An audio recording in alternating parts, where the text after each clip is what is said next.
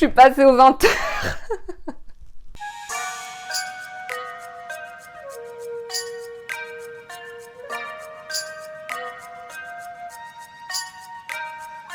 Je me fatigue. Comment vous allez? Alors, bah oui, je sais, c'est bizarre, hein, ce titre un petit peu, mais enfin, je pouvais pas ne pas vous en parler.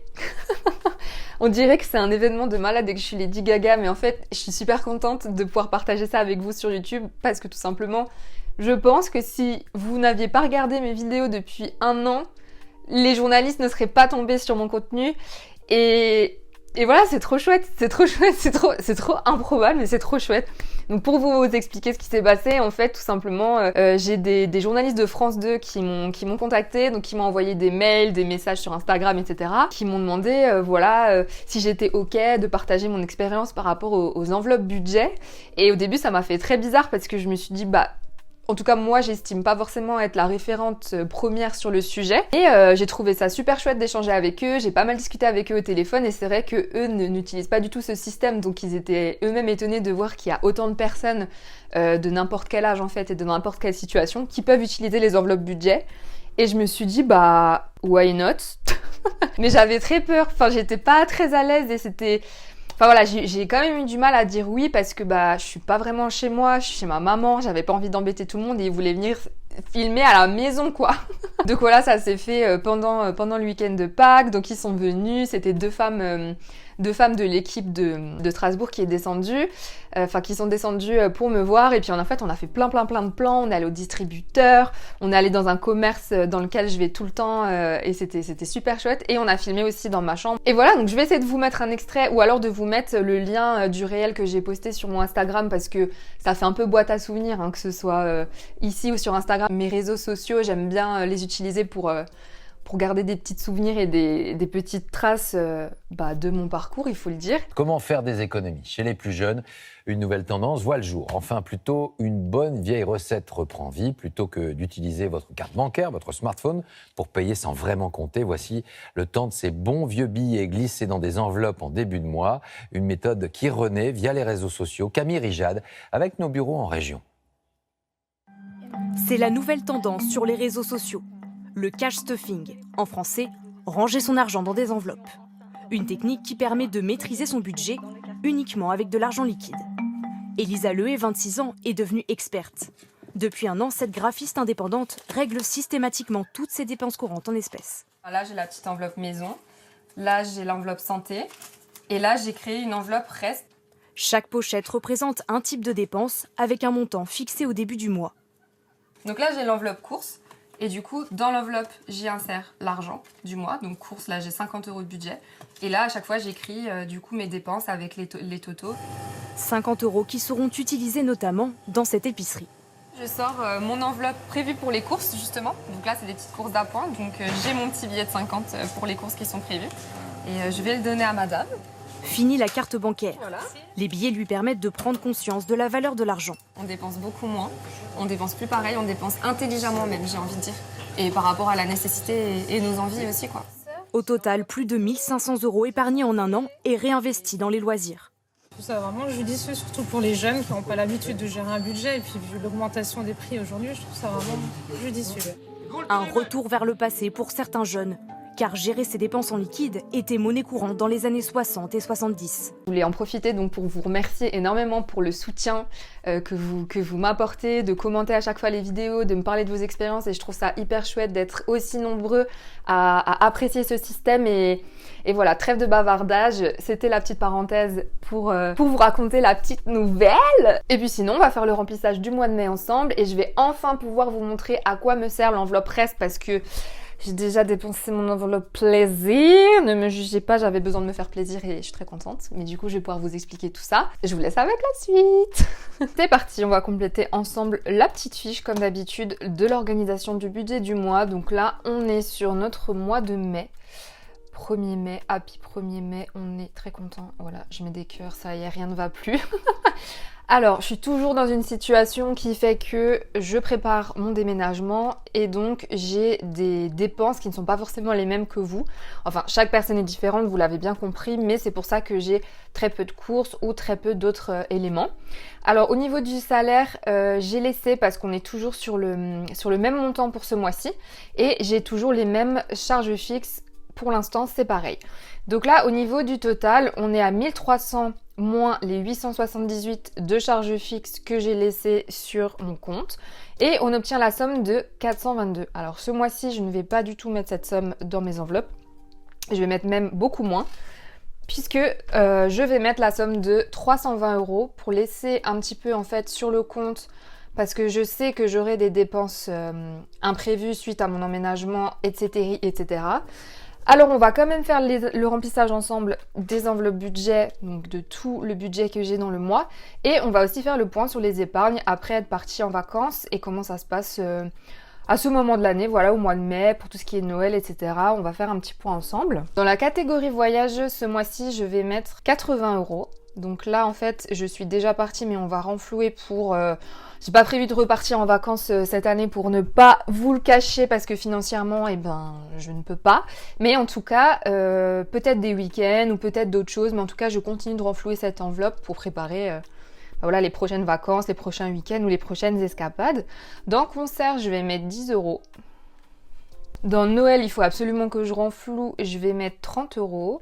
Dans anniversaire, il faut aussi que j'ajoute parce que là, j'ai eu les anniversaires de plusieurs de mes proches. Alors, j'ai bien tapé dans l'enveloppe et je remets aussi 30 €, on est bien. Et dans la voiture, toujours une petite somme, mais là, par exemple, il faut que je change mes essuie-glaces. Donc, avec la somme que j'ai dans l'enveloppe, normalement, je pense que j'aurai assez, je verrai ça. On est sur un total là de 160 €. Voilà. Et ensuite pour l'enveloppe budget du mois, donc là je rappelle en fait les enveloppes épargne, je ne les remplis plus dans mon classeur d'enveloppe épargne, mais par contre j'ai gardé à chaque fois mes enveloppes et je note quand même toutes mes dépenses parce que j'ai ouvert un livret d'épargne populaire qui est très intéressant depuis ce début d'année et du coup je préfère laisser mon argent fluctuer ensemble plutôt que de le laisser en liquide dans mes enveloppes, mais je garde toujours le même système au niveau de mon organisation. Donc pour les enveloppes budget du mois, alors ce mois-ci dans Resto, je vais mettre 30 €. Dans Maison, je ne mets toujours rien parce que j'ai déjà un budget exprès pour ça, pour les meubles en fait que je suis en train de racheter. Pour la catégorie plaisir, je vais mettre 30 €, mais j'ai déjà acheté mon plaisir du mois, donc ça tombe super bien parce que je vais pouvoir vous montrer comment ça se passe avec mon enveloppe reste.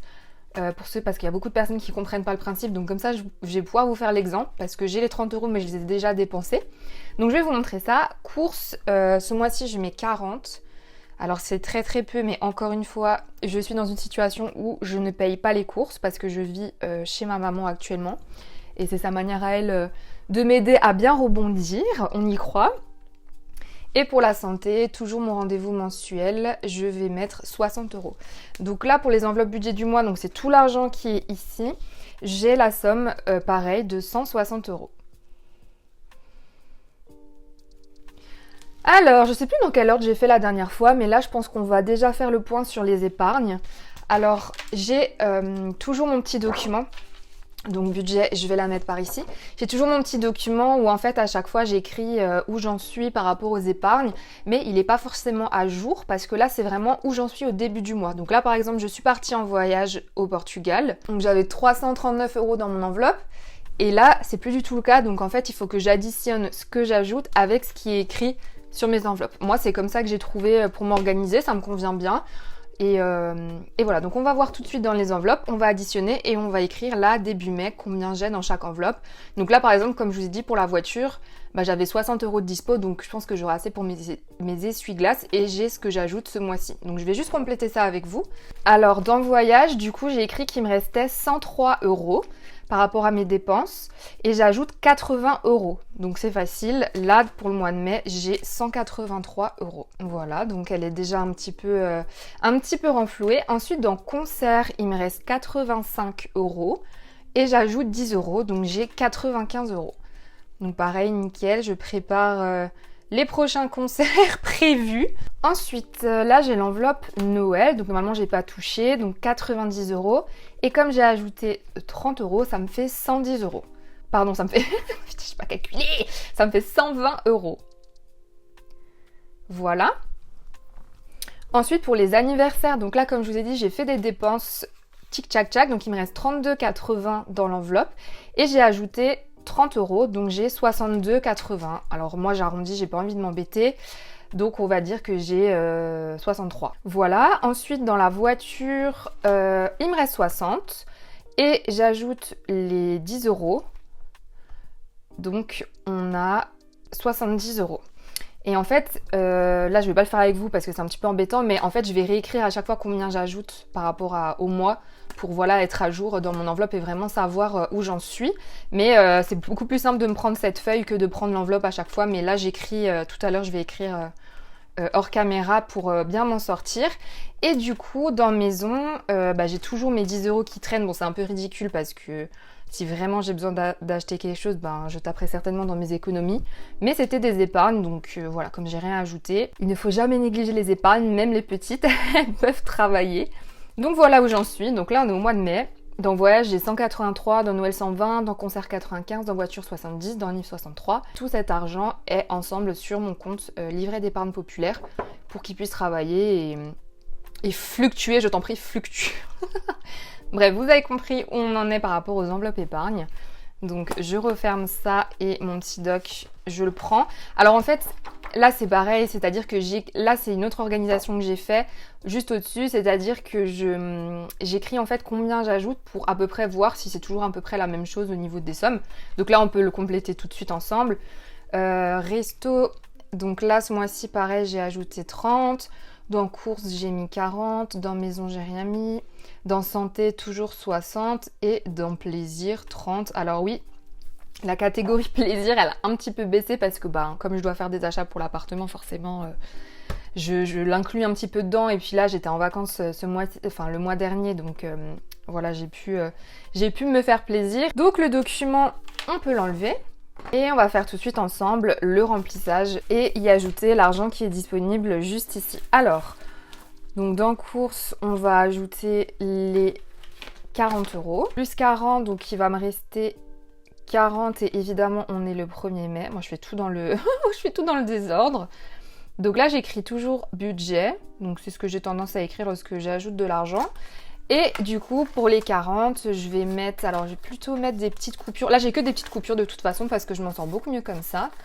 Donc, je vais faire comme ceci. Je les mets de côté pour que ça sèche. Ensuite, plaisir, on ajoute du coup 30 €. Mais je vais vous montrer tout de suite la petite nuance, c'est que j'ai déjà dépensé. Sniff, sniff, sniff, mais ça m'a fait trop du bien de prendre soin de moi. Donc là, je vais quand même ajouter en fait que j'ai mis le budget qui était de 30. Je vérifie, oui c'est ça, donc c'était 30 et il me restait 30. Et du coup, on va dire que c'est le premier, bon c'était fin du mois mais on a compris. Je vais écrire skincare parce que par exemple je me suis acheté un sérum et une autre crème, je crois, j'en avais environ pour 30, donc du coup je les enlève tout de suite. Ça me fait 0, donc en fait, c'est par exemple si je fais un achat sur internet, je fonctionne comme ça. Donc pour vous expliquer, c'est comme si j'avais en fait mes 30 € dans cette enveloppe. Donc au lieu de les mettre là comme là j'ai déjà dépensé, en fait je prends mon enveloppe reste qui est à la fin de mon enveloppe, enfin de ma pochette budget du mois. Et le liquide, je le mets ici. Oups, on n'embarque pas tout. Je le mets ici, comme ça je sais que j'ai déjà des sous. Donc ça fait toujours 30 € que je n'aurai pas besoin de retirer le mois prochain. Voilà, on est OK. Et là, ça reste au chaud, juste là. Enveloppe reste, il y a beaucoup de personnes qui l'utilisent pas forcément ou qui n'ont pas forcément compris. Moi, c'est comme ça que je m'en sers et ça m'évite après de tout devoir retirer à la banque. On en est où donc? Là, j'ai resto. Donc là, resto, j'ajoute 30 au 1er mai. Donc budget. Plus 30. Et ça nous fait 30. Donc je pense que je vais mettre un billet de 20, un billet de 10. Hop. Ça va là. Je les range après. Et du coup là, il me reste santé parce que j'ai rien mis dans maison. Et j'ai toujours mon rendez-vous mensuel chez la psychologue. Alors là, j'ai eu pas mal de rendez-vous chez le médecin. Et en fait, en général, quand je peux payer par carte, je paye par carte parce que vous savez, on peut être remboursé par la complémentaire ou la mutuelle. Donc du coup, c'est vraiment pour pour les rendez-vous assez exceptionnels en fait que je mène en santé, mais ça m'est arrivé d'avoir un billet de 10 en trop et de payer un rendez-vous chez le médecin avec un billet de 10. Ça dépend en fait. Vous pouvez vous organiser comme vous voulez. Donc là, 1er mai, budget plus 60 et du coup j'ai mes 60 de prévus. Donc c'est les derniers billets qu'il me reste. Hop là, et ça va se ranger tout là-dedans. Donc là, je vais commencer, j'aime bien commencer par resto. Je sais pas, c'est celle que j'avais l'habitude d'avoir au début. Donc j'ai un petit peu gardé cette habitude. Paf, ensuite j'aime bien mettre courses. Ça n'a pas d'importance, mais voilà, c'est comme ça que j'avais commencé à le faire. Donc je m'y retrouve bien. Paf, et ensuite on met la santé. Voilà, et les plaisirs. Ça fait du bien quand c'est rempli. Je suis une gamine. J'ai toujours en fait ce document, je l'ai checké plusieurs fois dans le mois, je me suis rendu compte. Donc c'est le budget en fait que j'avais prévu pour l'année 2023. Et c'est vrai que du coup j'ai remis complètement le document à jour par rapport à tout ce que j'ai vécu en ce début d'année. Et c'est vrai que je me suis rendu compte que par exemple pour les fêtes, les anniversaires, etc., j'étais à peu près à 30 par mois. Donc en fait je respecte, même sans le vouloir, les anniversaires c'est à peu près la même chose. Et même les voyages c'est à peu près la même chose. Donc franchement j'ai l'impression que j'ai à peu près bien vu ce que j'allais dépenser cette année. Et ça m'a vraiment aidé. Donc si jamais, allez checker ce petit document dans la vidéo parce que moi il m'est super utile à chaque fois pour faire le point. Tout est rangé, tout est prêt, donc je suis super contente. Voilà, si vous êtes toujours là, je sais pas si vous me suivez depuis le début que je fais les enveloppes, en tout cas n'hésitez pas à me le dire, ça me ferait super plaisir. Et je vous remercie d'avoir regardé la vidéo jusqu'au bout, prenez soin de vous et de vos économies, et je vous embrasse, ciao!